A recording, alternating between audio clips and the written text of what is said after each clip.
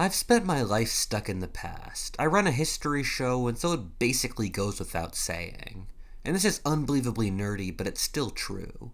Once you spend enough time in the past and get better at understanding it, it's almost like a foreign country that you learn to like and respect. And so when people try to misconstrue the past, you feel somewhat upset and want to defend your friend. This is why this video exists. This video isn't meant to look at stuff where it's clearly some special interest group involved. Holocaust deniers will continue to deny the Holocaust since they hate Jews. The Turks will continue to deny the Armenian genocide. Indians will continue to hate on Churchill. This video looks at stuff we get wrong in history without even thinking about it, although each of these feeds into a certain narcissism and prejudice inside our current society. These are all sort of controversial claims on my part, so for each claim I'm going to pick one or two books that are the best source to back me up. So to start, number 11, that the commanders in World War I were idiots. You know, you could say I made this list 11 rather than 10 to like going over the top too much. At least here I'm facing internet comments and not machine guns. We sort of have this myth that much of the bloodshed of the battles like the Somme, Ypres, Verdun, etc. were caused by commanders that were completely out of touch with modern technology and incapable of changing their techniques. Cold-blooded killers who cared nothing for the piles of bodies they made. There's a couple important variables to keep in mind. The first is that World War I was the first lengthy European war in 99 years, and this was during the era of the greatest technological progress ever. Also, keep in mind this was the first war in which technological progress was an immediately apparent variable. Roughly similar tactics like cavalry charges, musket firing lines, etc. had existed for hundreds or thousands of years, and this was the first major war that had fought dramatically different from that archetype. This was the first war where armies realized that changing a technology was something that had to happen in months rather than decades. Also, it was very unclear what changes would result in a breakthrough. The World War I generals tried a huge amount of things, whether poison gas, extraordinary amounts of artillery fire, blowing enormous craters in the enemy line, infiltration tactics, attacking different geographic regions, and any of these could have broken the Western Front if things went well.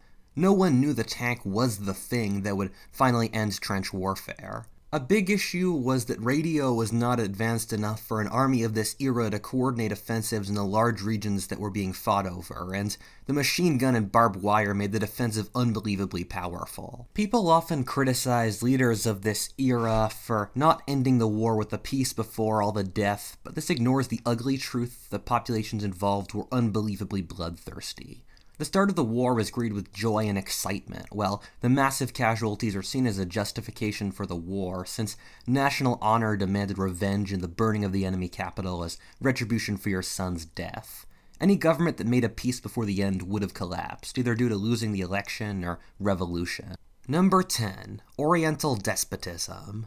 There's this tendency to view the states coming out of the Middle East as some sort of big red blob that wash over Europe and fight some battle like Salamis, Vienna, Constantinople, or Tours, and then return to their lairs, normally with hordes of peasants being whipped into human waves. In fact, many of the Middle Eastern empires were immensely subtle regimes that could be very nice places to live. The Persian Empire that fought the Greeks was a very tolerant, wealthy, well-run, and developed state. By every metric except intellectual ferment, the Persian Empire would be the first world, and the Greeks were a second world backwater. There were many equally pleasant, humane Middle Eastern regimes like the Abbasids, Umayyads, and Parthians. In the 16th century, you could easily claim that the prosperous, fairly tolerant, relatively free, and vast Ottoman Empire would be the best place in the world to live. Meanwhile, Western Europe was going through internal strife, religious war, and witch burnings. Similarly, Islam in the early Middle Ages was the most technologically advanced area in the world. The Islamic world, even though having a much less scientific worldview than the West, had rough technological parity until around 1700. These Near Eastern empires are often viewed as static blobs, but nothing could be further from the truth. Number 9. Dialogue. This is sort of different from the rest of the list in that most of it comes with our portrayals of the past in stuff like TV, literature, and video games. The way people in the past talk and socially interact is very off. The big thing to consider is that people in the past lived in social hierarchies that were way more steep than what we have today. In portrayals of the past, class is never looked at. In most historic societies, social superiors were slavishly praised and never corrected, while inferiors are treated with immense condescension or just flat-out rudeness. Classes could interact with each other, but their roles were quite prescribed. Also, we ignore stuff that was very important to people in many pre-modern cultures, such as religion and honor. A big reason for this is the current cultural powerhouse of the world is the United States, which in history is very much the exception by having an incredibly weak class structure. Similarly, American English is the most direct style of talking there is in the world. Read Victorian or Georgian novels and see the way they talk. Much more is conveyed by insinuation and subtlety rather than directly. You see similar stuff in a lot of world cultures today like China or Mexico, that have stronger class structures and more recent industrialization. Similarly, swearing is really off. People swear way too much and incorrectly. Fuck and shit were not swear words in the Middle Ages. In societies with no privacy, they couldn't afford it. Instead, stuff like God's bones was, and in Quebecois French, you still swear by naming articles in a church like tabarnak. Similarly, people really swore much less before 40 years ago, and so putting casual swearing in a genteel environment in the 1920s just isn't plausible. Another sort of related but interesting thing is accent. I speak two languages, French and English. In period pieces, both languages get accent wrong.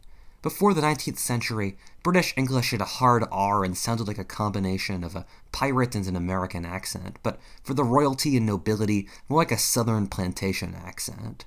Similarly, the earlier French accent is much closer to French Canadian than a modern Parisian one. I could go on, but I'm sure you get the point. Number 8, that people in the past were stupid and immoral. No one will directly say this, but it exists in a lot of assumptions we have in our society. We assume that people in the past were dumb for believing in demons or cruel for having brutal public punishments. We blame one historical figure or another for not coming up to our current moral standards. It would take thousands of pages for me to go through every example, but let me get through the ones I just mentioned and one more. Ancient peoples believed evil spirits could infect food and parts of the natural world, and once an evil spirit infected someone, their mind or body would weaken. When you realize that you could get evil spirits out of fruit by cooking it, you realize this is a society struggling to understand disease without the technology to see germs. Similarly, when you don't have the ability to get medicine that can help, the placebo of magical medicine does actually statistically help. Similarly, in medieval societies which had very high crime and murder rates, and which didn't have the resources to maintain jails and had precious little law enforcement, the law was enforced by brutal punishments to those they happened to catch to make as good an incentive as possible against crime. Finally, it's easy to criticize pre-modern societies for their massive inequality, sexism, steep class divisions, and systems of bondage like slavery or serfdom, until you realize that every single advanced society in pre-modern times had them to a differing degree, and then you start to realize that it was probably necessary for them to function. When your average individual productivity is super low, you need to oppress a lot of people to accomplish anything important. Similarly, in a world where the only power is muscle, slavery or serfdom is the way to accomplish necessary yet unpleasant tasks. This type of thinking is a rabbit hole that can go on forever. I recommend you check out the book Foragers, Farmers, and Fossil Fuels, which is a really good summary of this. Number 7. Industrialization was awful. There's sort of this belief that the early stages of industrialization were that of horrifying exploitation, in which factory workers toiled for 16-hour days in terrible conditions while the owners grew rich. There's some element of truth to this, although in many circumstances, the worst conditions are cherry-picked for political agendas. However, industrialization was much better than what came before it. There's this really interesting part of the 1854 Elizabeth Gaskell novel, North and South, where our lead character is visiting the home of a North English working-class family and sees they live much better than the rural South English peasantry.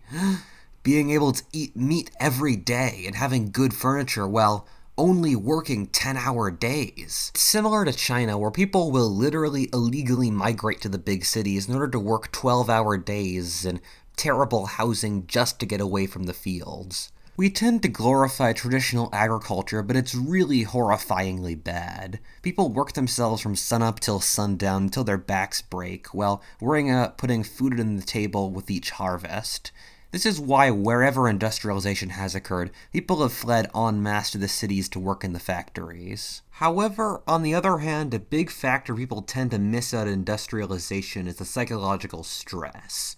Cases of insanity skyrocketed in 19th century Britain to unprecedented levels as the traditional village life of millennia got tore apart in a generation. Similarly, China is currently experiencing their version of the Roaring Twenties to deal with the side effects of their industrialization. Number 6. The Europeans exploited Africa. Boy, this one's going to be controversial. There's this mistaken belief that the Europeans went into Africa, raped the continent, and then left. If we're counting the Atlantic slave trade, that's true, but I'm referring here to the European colonization of Africa in the late 19th and 20th centuries, which was a very different situation. Just look at Britain's investments at the turn of the 20th century. 40% were in Britain itself, another 45% were in the USA, South America, and continental Europe, with France being the biggest trade partner. Only around 15% were in the actual British Empire, of which the White Dominions and India were the biggest partners. Meanwhile, Africa made up less than 2%. Nearly every African colony cost the Europeans far more than they got out of it. The Europeans didn't even colonize Africa for money. The Industrial Revolution created such a technological barrier, and the Europeans in general just bribed local chieftains, that the Europeans colonized Africa mostly for pride. The French did it to get some pride after the Franco-Prussian War. The British were worried the French would get too powerful, so got involved, and then the Germans and Italians didn't want to be left out. The Europeans got a lot of flack for having most of their African budgets being in military and administration, but remember, in most of Africa there was no pre-existing state apparatus, and without a functioning state, education and health really don't matter. However, Europe invested far more into Africa than it ever got out, which it's difficult to describe as exploitation. I'm not saying the Europeans were good guys. They were brutally racist and often cruel. They would have exploited Africa if they could, but there really wasn't enough to steal to offset the costs involved. I'm not even sure how much effect the Europeans themselves had on Africa. For the 60 years they were there, by the time the Europeans decolonized the average African colony, it had about 10,000 Europeans, and 60% of the continent was still animist. The Europeans worked through local African elites whenever possible. Very few Africans saw a European, were involved in the European economic system, or saw the printed word before 1950. Number 5. Early civilizations were good places. I feel like everyone when they're 13 gets fed the diet of school education talking about ancient Egypt and Sumer. We always get this sort of pleasant view of them. We're never told these were absolutely terrible places to live. I talk a lot in this show about how frontier societies can either develop towards servitude or freedom. The early civilizations were very much frontier servitude societies. Civilization wasn't formed willingly in the greater Middle East. Instead, a drying climate combined with high population density demanded cooperation over irrigation to survive. Control over the irrigation canals meant that leaders could just cut off the water to dissenters, so freedom was a joke. All the regimes involved tried to maintain control over their populations to maintain their irrigation canals, which was brutal work. Egypt was a caste society. Sumer was a slave one. Many of Sumer's wars were fought explicitly to gain slaves, which were about 20% of the population. By the end of the Babylonian Empire, 3/4 of the population were slaves. Many of the walls in this region existed to keep the population in rather than barbarians out. India's caste system was formed in this era for similar reasons. Similarly, these early civilizations were terribly weak. Mesopotamia was more often than not ruled by some foreign barbarian dynasty, while Middle Kingdom Egypt was defeated by barbarians who used bronze weapons and the bow and arrow. Barbarians had better lives and were better fighters. Similarly, these early civilizations get a lot of credit for inventing things, but remember, they had 4,000 years to do it, and a lot of the inventions we attribute to Egypt and Sumer were really invented elsewhere. For example, bronze and iron working were invented in the Caucasus, and the wheel was invented in modern-day Ukraine. Number 4. The Dark Ages were really terrible. We treat the fall of Rome like it's a bad thing, but by the empire fell, it was a parasitic, authoritarian organization. In fact, in North Africa, England, and France, the standard of living and quality of goods actually rose under the barbarians. After the fall of Rome, urbanization and construction collapsed in Western Europe. We view this as a bad thing since we don't understand that the Roman Empire was trying to support an urban civilization despite a level of agricultural productivity that simply shouldn't have been supporting it in Western Europe.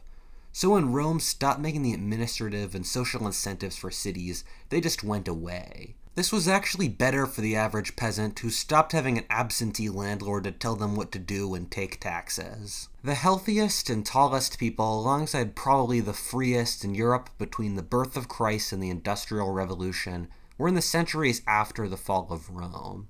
Actually, in per capita income, in the worst years of the Dark Ages, the average Western European was only 7% poorer than a Chinese, which was the wealthiest civilization in the world.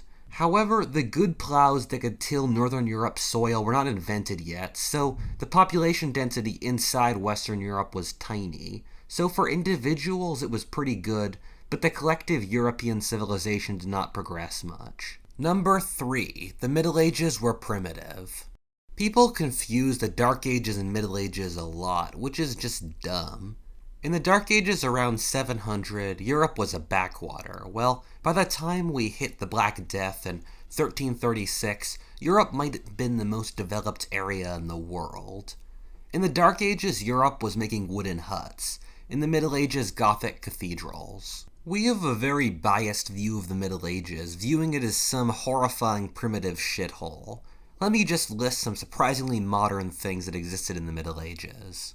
A banking system, governmental fiscal policies, paper checks, universities, intellectual debate, a stock market, government bureaucracies, a publishing industry, historians, flying machines, and public atheism. We view the Middle Ages as some stagnant pool of regression, but by every metric, and as I said before in this show, medieval Christendom was one of the most inventive societies ever. From 1100 to 1300, Europe saw immense advances in naval, military, medical, literary, political, philosophic, mechanical, demographic, and architectural fields. Compared to any civilization except the modern West, medieval Europe abounded in creativity. Another thing, before the Black Death, the Catholic Church took the line that bathing was healthy and should be done daily, and that belief in witchcraft was a superstition that marked you out as a fool. Funnily, as Europe left the Middle Ages and entered the Renaissance, bathing declined while belief in witchcraft grew. Number 2. Migrations never occurred. This is a strange belief in modern archaeology. Whenever they see a change in culture in the archaeology, it's just naturally assumed to be a peaceful shift in culture rather than a migration or invasion. I always found this a bit strange since recorded history is filled to the brim with both. Genetics has really ripped this theory apart. Genetics has shown that massive migrations and shifts have taken place in history, especially before written records. Entire races have been wiped off the face of the earth. Africa south of Cameroon, South and East Asia, Central Asia, Europe, and parts of the Americas were all inhabited by people 10,000 years ago that have practically no descendants now. This is why the inhabitants of Britain and Scandinavia 9,000 years ago had dark skin from looking at genetics, or why you see very European-looking North Americans from the same era, since those races are just gone now. The modern inhabitants of Northern Europe, for example, came mostly out of Central Asia around 5,000 years ago, committing genocide against the previous inhabitants. You see similarly shocking results in historic times. The population of England is likely 40% Germanic, since a small group of Saxon males killed off the native Celtic male population and married the females.